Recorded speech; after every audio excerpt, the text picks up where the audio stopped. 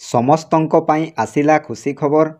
ଯେଉଁମାନେ ପ୍ରଧାନମନ୍ତ୍ରୀ ଆବାସ ଯୋଜନା ପାଇଁ ଅପେକ୍ଷା କରିଛନ୍ତି ସେମାନଙ୍କ ପାଇଁ ଫଳାଫଳ ଆସିଯାଇଛି।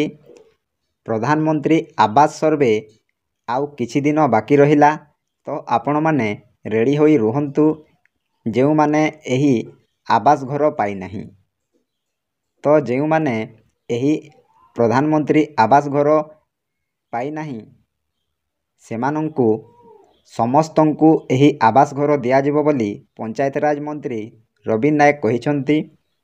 ତ ଏହି ଆବାସ ସର୍ଭେ କେବେଠାରୁ ହେବ ଏବଂ କେବେ ଏହାର ଆବାସ ସର୍ଭେ ପାଇଁ ଶେଷ ହେବ ଏବଂ କେଉଁ ହିତାଧିକାରୀମାନଙ୍କୁ ଆଗ ଦିଆଯିବ, ଏହି ଭିଡ଼ିଓ ମାଧ୍ୟମରେ ମୁଁ ଆପଣମାନଙ୍କୁ ସବୁକିଛି ଡିଟେଲ୍ସ କହିବି।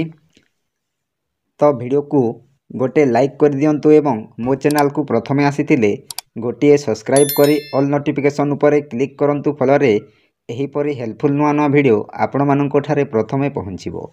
ତେଣୁ ଡେରି ନକରି ଚାଲନ୍ତୁ ଭିଡ଼ିଓକୁ ଷ୍ଟାର୍ଟ କରିବା। ଏହି ଖବର ଗତକାଲି 6:40 PM ପ୍ରକାଶ ପାଇଛି ଧରିତ୍ରୀ ନ୍ୟୁଜ୍ରେ। ତ ଦେଖନ୍ତୁ ଆଜ୍ଞା, ଏହା କୌଣସି ଫେକ୍ ନୁହେଁ। ମୋ ଚ୍ୟାନେଲ ସବୁବେଳେ ଆପଣମାନଙ୍କୁ ସଠିକ୍ ତଥ୍ୟ ପ୍ରଦାନ କରିଥାଏ ଏବଂ ସଠିକ୍ ଖବର ପ୍ରଦାନ କରି ଆସୁଥିବ। ତ ସମସ୍ତ ନ୍ୟୁଜ୍ ଚ୍ୟାନେଲ ଗୁଡ଼ିକରେ ଏହା ପ୍ରକାଶ ପାଇଛି, ଏହା କୌଣସି ଫେକ୍ ନୁହେଁ। ତ ଆସନ୍ତୁ ଜାଣିବା ପ୍ରଧାନମନ୍ତ୍ରୀ ଆବାସ ଯୋଜନା ପାଇଁ ଖବର କ'ଣ ଆସିଛି। ଚଳିତ ମାସ 22 ତାରିଖରୁ ରାଜ୍ୟରେ ପ୍ରଧାନମନ୍ତ୍ରୀ ଆବାସ ଗ୍ରାମୀଣ ଯୋଜନା ପାଇଁ ସର୍ଭେ ପ୍ରକ୍ରିୟା ଆରମ୍ଭ ହେବ। ଘର ପାଇବାରୁ ବାଦ୍ ପଡ଼ିଥିବା ଯୋଗ୍ୟ ହିତାଧିକାରୀମାନଙ୍କୁ ଏହି ସର୍ଭେ ପ୍ରକ୍ରିୟାରେ ଆବାସ ପ୍ଲସ୍ ମୋବାଇଲ ଆପ୍ ମାଧ୍ୟମରେ ଚିହ୍ନଟ କରିବାକୁ ରାଜ୍ୟ ସରକାର ଶନିବାର ସମସ୍ତ ଜିଲ୍ଲାପାଳ ଓ ଜିଲ୍ଲା ପରିଷଦ କାର୍ଯ୍ୟନିର୍ବାହୀ ଅଧିକାରୀଙ୍କୁ ନିର୍ଦ୍ଦେଶ ଜାରି କରିଛନ୍ତି।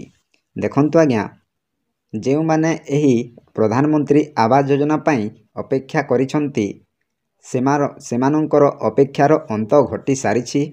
ତ ଚଳିତ ମାସ 22 ତାରିଖରୁ ରାଜ୍ୟରେ ପ୍ରଧାନମନ୍ତ୍ରୀ ଆବାସ ଗ୍ରାମୀଣ ଯୋଜନା ପାଇଁ ସର୍ଭେ ପ୍ରକ୍ରିୟା ଆରମ୍ଭ ହେବ। ଦେଖନ୍ତୁ ଆଜ୍ଞା, ଚଳିତ ମାସ 22 ତାରିଖରୁ ଆରମ୍ଭ ହେବ। ତ ଆପଣମାନେ ରେଡ଼ି ହୋଇ ରୁହନ୍ତୁ ଏହି ସର୍ଭେ କରିବା ପାଇଁ।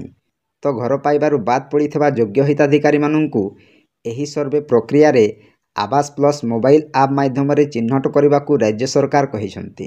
ଦେଖନ୍ତୁ ଆଜ୍ଞା, ଏହି ସର୍ଭେ ମୋବାଇଲ ଆପ୍ସ ଦ୍ୱାରା ହେବ। ତ ସମସ୍ତଙ୍କ ନିଜ ନିଜର ମୋବାଇଲ ସାହାଯ୍ୟରେ ସର୍ଭେ ଆରମ୍ଭ ହେବ। ତ ସମସ୍ତ ଜିଲ୍ଲାପାଳ ଓ ଜିଲ୍ଲା ପରିଷଦ କାର୍ଯ୍ୟନିର୍ବାହୀ ଅଧିକାରୀଙ୍କୁ ନିର୍ଦ୍ଦେଶ ଜାରି କରିଛନ୍ତି ସରକାର। ତାପରେ ପଞ୍ଚାୟତରାଜ ଓ ପାନୀୟ ଜଳ ବିଭାଗ ପକ୍ଷରୁ ଶୁକ୍ରବାର ସମସ୍ତ ଜିଲ୍ଲାପାଳମାନଙ୍କୁ ପ୍ରଧାନମନ୍ତ୍ରୀ ଆବାସ ଗ୍ରାମୀଣ ଯୋଜନାରେ ସର୍ଭେ ପ୍ରକ୍ରିୟା ଆରମ୍ଭ ପାଇଁ ପରାମର୍ଶ ଦିଆଯାଇଛି। ମୋବାଇଲ ଆପ୍ଲିକେସନ୍ ଆବାସ ପ୍ଲସ୍ ମାଧ୍ୟମରେ ସାନି ସର୍ଭେ କରି ବାଦ୍ ପଡ଼ିଥିବା ଯୋଗ୍ୟ ହିତାଧିକାରୀଙ୍କୁ ଚିହ୍ନଟ କରିବାକୁ କୁହାଯାଇଛି। ଏହି ପ୍ରକ୍ରିୟା ମାର୍ଚ୍ଚ 31 ତାରିଖ ପର୍ଯ୍ୟନ୍ତ ରାଜ୍ୟବ୍ୟାପୀ ଜାରି ରହିବ। ସଂଶୋଧିତ ସର୍ତ୍ତାବଳୀ ଆଧାରରେ ସାନି ସର୍ଭେରେ ଯେଭଳି କୌଣସି ଯୋଗ୍ୟ ହିତାଧିକାରୀ ବାଦ୍ ନ ପଡ଼ିବେ ତାହା ସୁନିଶ୍ଚିତ କରିବାକୁ କୁହାଯାଇଛି। ରାଜ୍ୟ ସରକାରଙ୍କ ଦ୍ୱାରା ପୂର୍ବରୁ ଜାରି ଓଏସ୍ପିକୁ ପାଳନ କରିବା ପାଇଁ ମଧ୍ୟ ତାଗିଦ କରାଯାଇଛି। ବିଭାଗ ପକ୍ଷରୁ ନଭେମ୍ବର 27 ଓ ଡିସେମ୍ବର 27 ତାରିଖରେ ପ୍ରଧାନମନ୍ତ୍ରୀ ଆବାସ ଯୋଜନାକୁ ନେଇ ଏସ୍ଓପି ଓ ସର୍ତ୍ତାବଳୀ ଜାରି କରାଯାଇଥିଲା। ଦେଖନ୍ତୁ ଆଜ୍ଞା, ପଞ୍ଚାୟତରାଜ ଓ ପାନୀୟ ଜଳ ବିଭାଗ ପକ୍ଷରୁ ଶୁକ୍ରବାର ସମସ୍ତ ଜିଲ୍ଲାପାଳମାନଙ୍କୁ ପ୍ରଧାନମନ୍ତ୍ରୀ ଆବାସ ଗ୍ରାମୀଣ ଯୋଜନାର ସର୍ଭେ ପ୍ରକ୍ରିୟା ଆରମ୍ଭ ପାଇଁ ପରାମର୍ଶ ଦିଆଯାଇଛି। ଏହା ମୋବାଇଲ ଆପ୍ଲିକେସନ୍ ଆବାସ ପ୍ଲସ୍ ଆପ୍ ମାଧ୍ୟମରେ ସାନି ସର୍ଭେ କରିଥିବା ଏବଂ ବାଦ୍ ପଡ଼ିଥିବା ଯୋଗ୍ୟ ହିତାଧିକାରୀଙ୍କୁ ଚିହ୍ନଟ କରିବାକୁ କୁହାଯାଇଛି। ତାପରେ ଏହି ପ୍ରକ୍ରିୟା ମାର୍ଚ୍ଚ 31 ତାରିଖ ପର୍ଯ୍ୟନ୍ତ ଜାରି ରହିବ।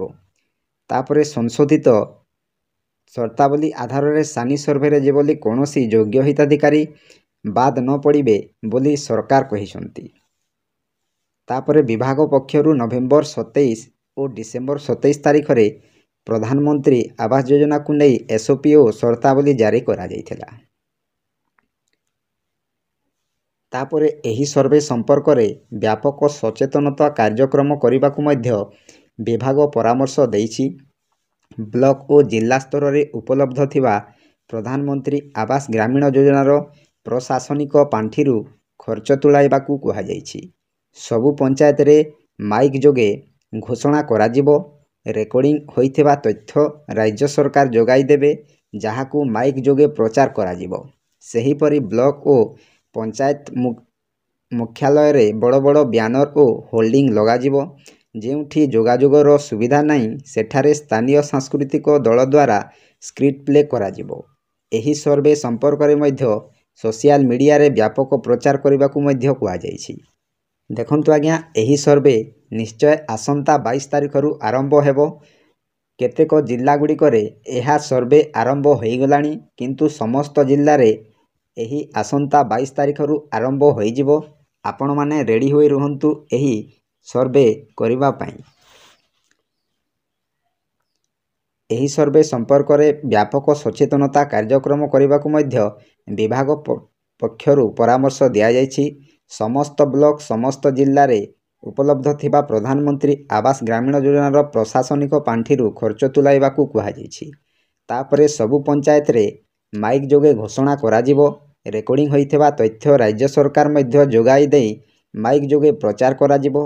ସେହିପରି ବ୍ଲକ ଓ ପଞ୍ଚାୟତ ଗୁଡ଼ିକରେ ବଡ଼ ବଡ଼ ବ୍ୟାନର ହୋର୍ଡିଂ ଲାଗିବ। ଯେଉଁଠି ଯୋଗାଯୋଗର ସୁବିଧା ନାହିଁ, ସେଇଠି ସାଂସ୍କୃତିକ ଦଳ ଦ୍ୱାରା ସ୍କ୍ରିପ୍ଟ ପ୍ଲେ କରାଯିବ। ଏହି ସର୍ଭେ ସମ୍ପର୍କରେ ମଧ୍ୟ ସୋସିଆଲ ମିଡ଼ିଆ ବ୍ୟାପକ ପ୍ରଚାର କରିବାକୁ ମଧ୍ୟ କୁହାଯାଇଛି। ତ ଏହା ଥିଲା ଆଜିର ଛୋଟିଆ ଅପଡ଼େଟ୍। ଆପଣମାନଙ୍କୁ କେମିତି ଲାଗିଲା ନିଶ୍ଚୟ କମେଣ୍ଟ ମାଧ୍ୟମରେ ଜଣାଇବେ। ଯଦି ଆପଣଙ୍କ ମନରେ କୌଣସି ପ୍ରଶ୍ନ ଅଛି, ତେବେ ୟୁଟ୍ୟୁବ୍ ଚ୍ୟାନେଲର ଏବାଉଟ୍ ସେକ୍ସନକୁ ଯାଇ ଟେଲିଗ୍ରାମ ଚ୍ୟାନେଲ ଅଛି, ସେଇଠି ଯାଇକି ମେସେଜ କରନ୍ତୁ ଏବଂ କିମ୍ବା ମୋର ଇନଷ୍ଟାଗ୍ରାମ ଆଇଡ଼ି ଅଛି, ସେଇଠି ଯାଇକି ମେସେଜ କରନ୍ତୁ। ମୁଁ ନିଶ୍ଚୟ ରିପ୍ଲାଏ ଦେବି। ତ ଭିଡ଼ିଓକୁ ଏଇଠି ଏଣ୍ଡ କରୁଛି। ଜୟ ଜଗନ୍ନାଥ।